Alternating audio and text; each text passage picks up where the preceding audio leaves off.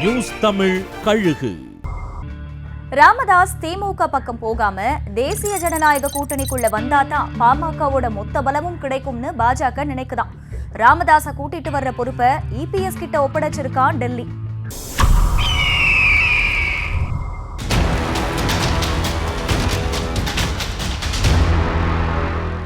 அன்புமணிய கூட்டணியில சேர்த்து பாமக தேசிய ஜனநாயக கூட்டணியில இணைஞ்சதுன்னு அதிமுக சொன்னாலும் ராமதாசையும் கூட்டணிக்குள்ள கொண்டு வந்தா தான் பாமகவோட முழு வாக்கு வங்கியும் கூட்டணிக்கு மாறும்னு நம்புதான் பாஜகவோட டெல்லி தலைமை.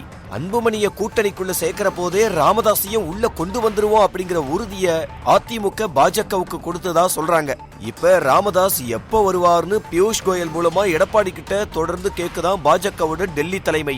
எடப்பாடி தரப்பும் பலமுறை ராமதாஸ் கிட்ட பேச்சுவார்த்தை நடத்திக்கிட்டு இருக்கான். அன்புமணிக்கு கொடுத்த அதே அளவு தொகுதிகள் வேணும், இல்லன்னா ராமதாஸ் தான் பாமகன்னு அறிவிச்சு ராமதாஸ முன்னிறுத்திய எல்லா வேலைகளையும் செய்யணும்னு ராமதாஸ் தரப்பு கராரா சொல்றாங்களாம்.